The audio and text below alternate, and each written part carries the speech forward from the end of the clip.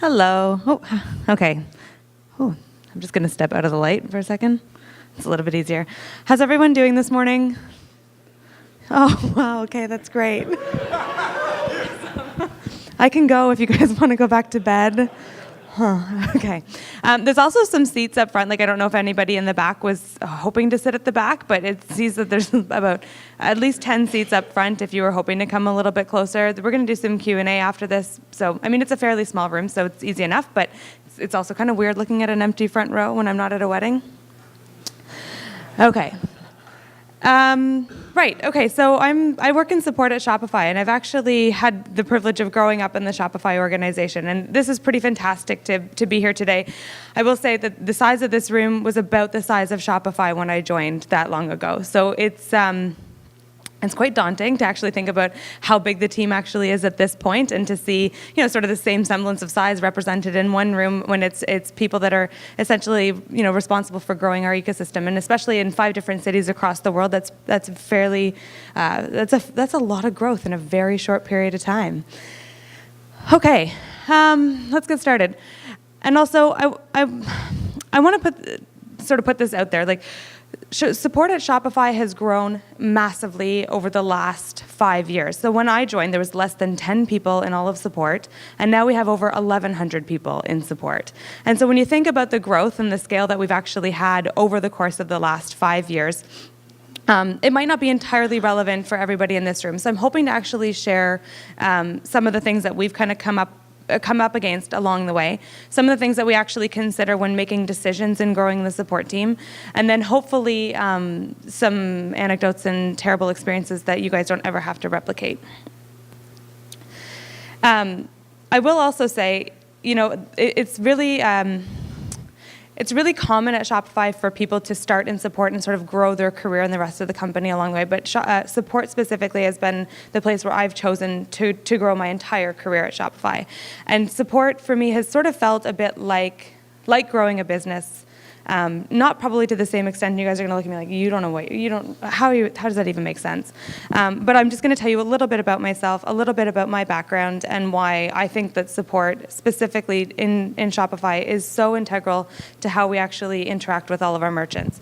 So I grew up, I'm the oldest of 3 children, and my parents actually have their own business. They manufacture sideline advertising systems for sporting events. It's completely irrelevant to today. The reality of it is I never knew anything other than my parents' firstborn child being their business. Friday nights for me, like when my friends were, I grew up in the 80s, so Friday nights for me were, my friends, at least, like bowling and going to movies, and I didn't really do much of that unless it was birthday parties, but they were, my parents would have their quota for the week that they had to produce, often not meeting it, so Friday nights putting us kids to work with X-Acto knives and probably things that kids shouldn't be using, and only giving us dinner when it was done. And then, in hindsight, it was still only like before 8 o'clock, don't worry.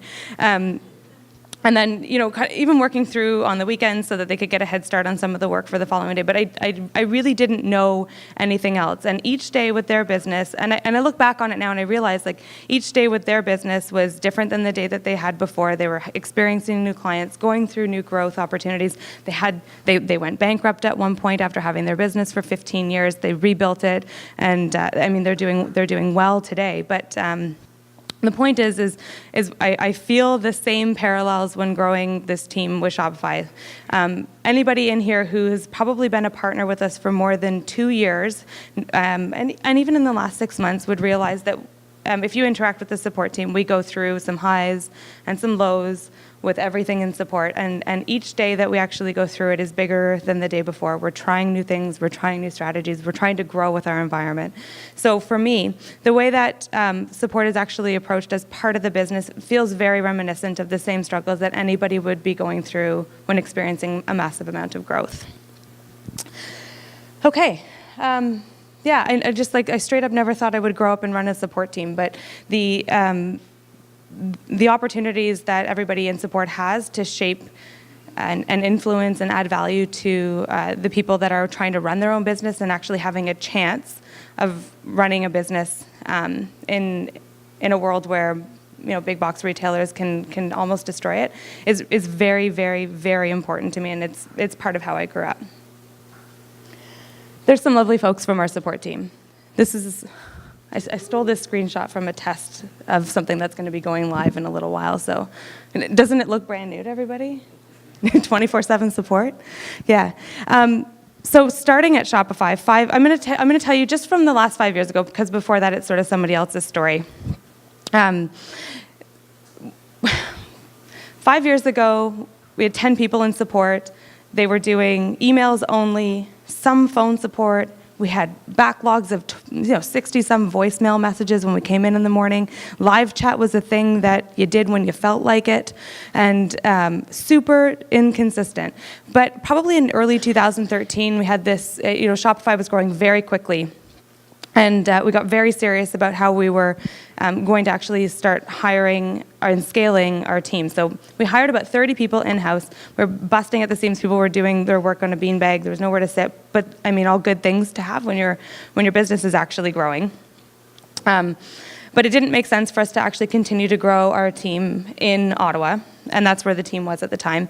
And then there was one day, and I'm going to look, I think there's a few folks in this audience who might remember, like we'd had a few fire alarms in the building, and if you can imagine a team that's entirely responsible for answering people when they're trying to contact us, just vacating the building and like not answering anybody until you're actually allowed back in, it didn't make scalable sense.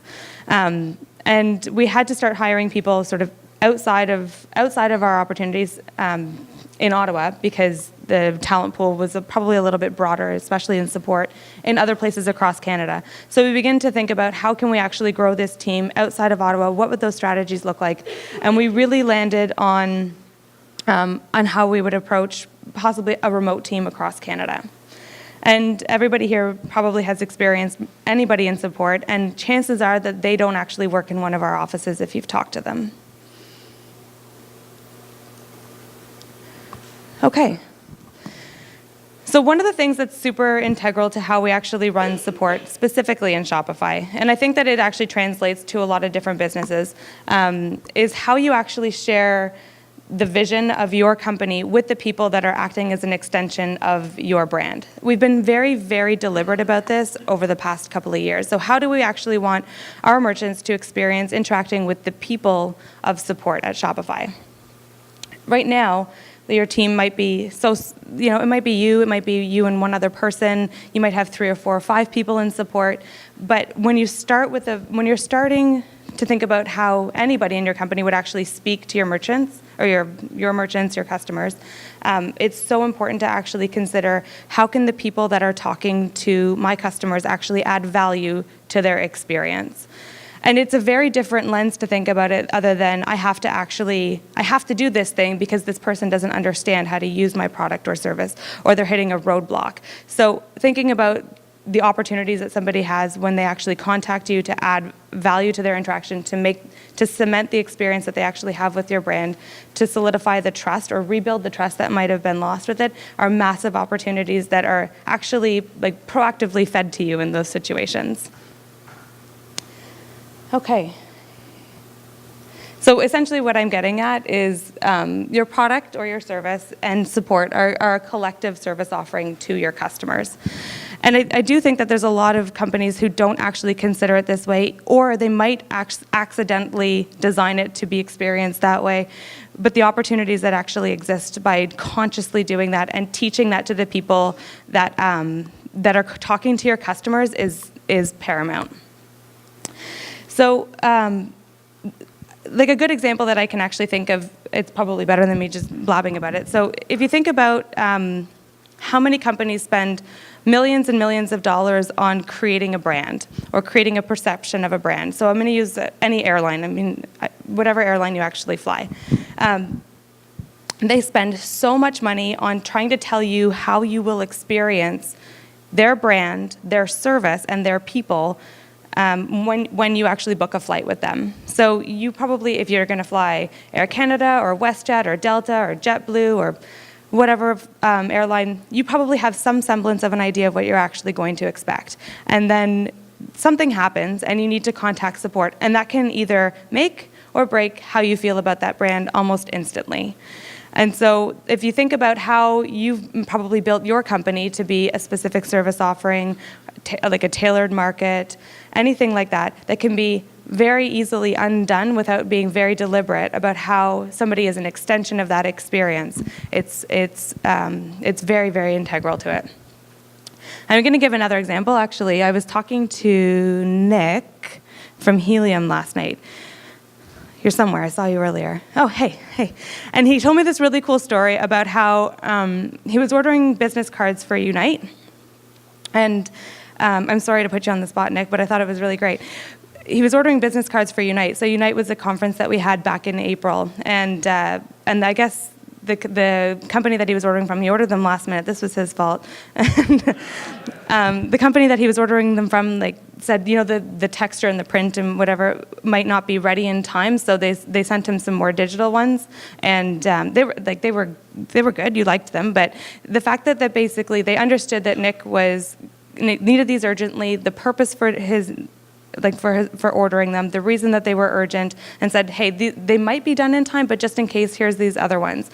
And irregardless of what happened after that, Nick's a loyal customer. He's a believer that they actually understand his business and the importance of why he engaged with that other company to produce his business cards and what that actually meant to him. So that could have gone one way or the other way, whereby they would have been late, and then the company would have been making excuses about why they would have been late, or blaming Nick for ordering them too late, which isn't helpful at all. And I'm sure that we can all think of one of those experiences that has actually changed the way we interact with a brand, for better or for worse. I lost my clicker. Okay, so how do we actually design the support offering at Shopify? So how do we think about how our merchants actually interact with support? One of the first things that we started to explore with, and I'll tell you, it wasn't entirely deliberate in the beginning, is an omni-channel service offering. And omni-channel, what does that mean? I'm going to assume that most of the audience actually knows what that means, but it's the fact that we are giving opportunities for people and customers and merchants to actually talk to us how they want to be spoken to. So if people want to reach out to us on Twitter or Facebook, they can. If they want to reach out to us on chat or email, they can. Phone, they can. One of the opportunities that we do have moving forward is to design a more tailored channel experience depending on the issue and depending on who you are. It's not something that we've actually explored just yet. But on top of that, one of the most important things that we actually take into consideration is how consistency actually breeds reliability and loyalty. So the example that I often use with my team when we talk about contact center service levels, very exciting. It just means what can you actually expect when you're going to be contacting us? And the way I've sort of equated the importance of understanding when you answer people and how quickly you answer them and how quickly you actually reply to them is like a dinner guest. So everybody has that friend that you make dinner plans with, and you tell them to come at 7 o'clock, and you're like, I don't actually know if they're going to show up at 7 o'clock. They might show up at 7:30. They might show up at 6:45, and I'm not really sure if I actually want to go to dinner with them or have them over to my house for dinner. So the importance of sort of service levels are really establishing yourself as a really great dinner guest. You're going to have that. You're going to be, if you are that person, if you're the really great dinner guest, you get invited back more often. You get invited out more often. So one of the most important considerations that we try to do is to maintain that level of consistency. And then when the environment kind of changes and we introduce a new channel, or we have new features that change how often people are contacting us, it's definitely one of the things that we try and maintain or improve upon as quickly as possible. One of the other things is actually language. So technology can be extremely intimidating for our merchants, no doubt. And I'm sure most of you also actually experience this, where somebody doesn't understand why there's something wrong with something, and they just need it to work. And technical language doesn't necessarily make them feel any better about how they don't understand exactly what's going on. So we try and actually make sure that we make technology and language, especially as Shopify becomes more popular and you have more latent adopters, less intimidating for anybody who's trying to contact us. And really what that's doing is making people feel more comfortable with Shopify actually as a brand and as an ongoing support system for helping them grow their business.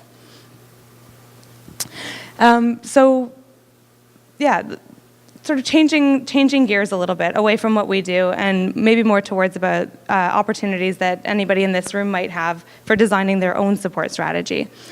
So how does support in your company continue to actually make your customers more successful? And I think that's kind of going back to what I said before around the lens of how you're viewing your support team or any support interactions that you guys might actually do yourselves.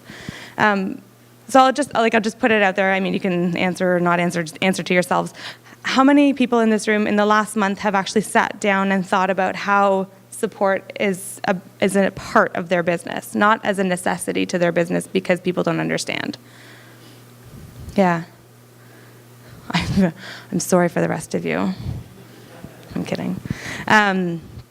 Okay, so one thing that we'll ask, and what's actually kind of driven some of the direction that we've taken, is so for what are the customers or merchants actually asking us? And from those interactions, how are we actually making it a valuable interaction to them? This leads to things on our side like Follow the Sun. So Follow the Sun would be how we actually grew our team around the world with the knowledge that they would actually be more engaged and more effective and create a better merchant experience for anybody that talked to them. I'll talk a little bit about that later. And the other one would be how we actually escalate our tickets. So what are people actually asking us at what frequency? How much is that represented as part of our total interactions for the day? So that would be kind of where we would have the deciding factor between, do we create an escalated team or do we actually try and handle this within the front line? Just some things that have kind of fueled the decisions that we've made. So if something's asked really frequently, even though it might seem like something a little bit more specialized, we actually won't fold it into an escalated team because it does take away from that sort of service levels around response time and that sort of thing. Okay, so some questions that you guys can actually ask yourselves when you're designing this. I got to scroll down here. Yeah. So what are your customers contacting you about? Like, just what are the topics in general? How are they feeling, and what are their problems? Are they contacting you because something's broken, or because they want to learn how to be more successful using your product? How much value does support bring to each of your customers' businesses? And does the support you offer actually make a positive impact on the growth of your customers? So even if it's something that's broken, are you seeing the opportunity and the interaction to actually say, hey, this is how you could be using it so much better? Everybody write that down fast. Okay. Okay, so here's the people on our team. So the people of support. I mentioned something about Follow the Sun.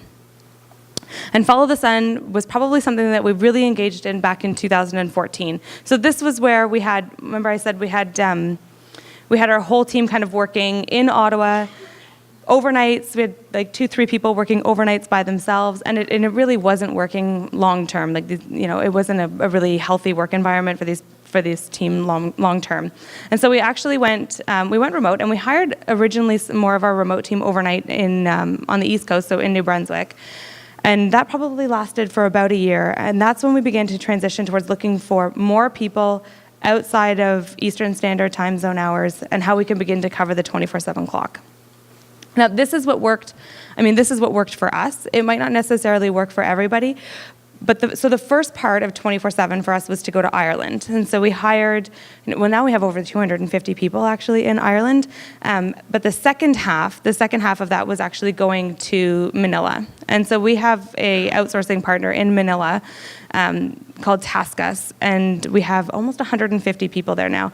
And the really, really cool thing about that is now we have the chance to work with somebody who's done this before. They have people who work in support, who have scaled at much faster rates than we have, and we're learning so much from the team there. And this was a very, very deliberate consideration when we were actually figuring out which APAC time zone we would actually go to. The challenges that we actually encountered with a remote support team in the very beginning was how much we actually didn't know about growing and scaling at that size. We made really bad mistakes in the very beginning, and Ashley, I think I saw you here, and so you're probably going to remember some of this. But so we thought in the very beginning that we would pay people per interaction. And in theory, that sounded great because, maybe somebody would do 20 interactions and make a really high hourly rate. On the flip side, somebody could do not a lot of interactions and then make less than minimum wage, which is a very, very bad idea. And so within the first 2 weeks, we actually changed that, put everybody on salary, and it really changed our mindset towards the importance of actually growing your remote support team as though they're truly part of your company. And this was sort of a very big mistake that we made in the beginning. So as we actually do this now, everybody in support is they're a full-time Shopify employee, which we've been told by other companies who are actually doing remote support that was the wrong thing to do, but it's absolutely the thing that works entirely for us. The challenge with that is you can't create an equitable employee experience for everybody that's sitting in a different spot. Like similar to Shopify, you can't create the exact same experience across all the offices. So being very deliberate about what you actually want to create as an employee experience, and then how do you create the same opportunities and atmosphere, even though you might not be sitting in the exact same place. And I'll be honest, we definitely don't get it perfect every time, but each time we do it, it's definitely getting so much closer. So I guess what I'm kind of saying is growing something that's remote can create many more opportunities for increasing your talent pool. It can create a lot of resiliency within your business, no doubt, especially if you're in an office building.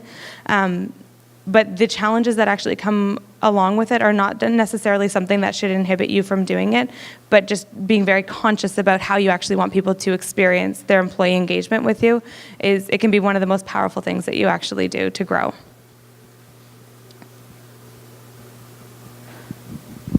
Oh, I guess I got cut off. No, I'm kidding. I wanted to actually make sure that I left enough time to do some questions for you guys, and I think that I have about 10 minutes. So again, this is something that I just wanted to share with you. It's a little bit of our journey, some of the challenges, and some of the things that are actually, we're trying to consider in the way, but ultimately this content is for everybody in this room, and if